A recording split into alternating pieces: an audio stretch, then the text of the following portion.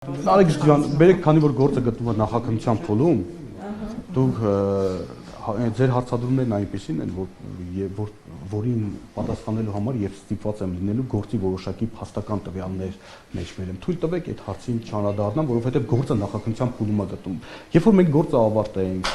ապացույցները արդեն ձեռք բերենք, գործը գնա դատական բաղճան ունենա, դուք բոլորը հնարավորություն կունենաք հրապարակային դատաքննության ընթացքում այդ բոլոր ապացույցների հետազոտմանը ներկա գտնվեք։ Հույս ունեմ, որ նաև նիստերը դռնփաց կլինեն եւ այլն, բայց նույնիսկ այս պահին,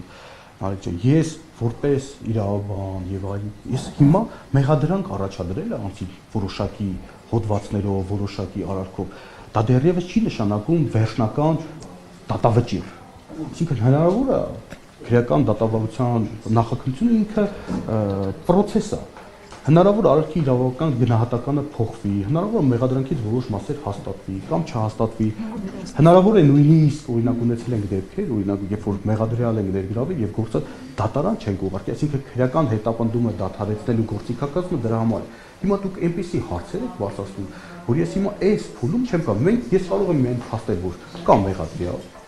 կա ընտրված խափան ինչ-որ եւ գործը գտնվում է նախաքննության փուլում։ Թե հետագայում ինչ ելք ունենա, պարզ կլինի կապված քրեական վարույթով ձեռքբերված ապացույցներից։ Հիմնավոր ապացույցների հնարավոր է կարելի։ Այդ դուք չեք որոշում հիմնավորը թե հիմնավոր չէ։ Դուք ինչ մասնագիտություն ունեք։ Դուք ինչ մասնագիտություն ունեք։ Դուք ապացույցը գիտեք ինչ է։ Դուք ասում եք ապացույցը գիտեք ինչ է։ Ինչ է։ Ոնց ես հիմա ձեզ պիտի դասեր։ Բայց դրա համար ապացույցներից մի խոսեք։ Այսքանը, ձեր հետ ավարտեցի։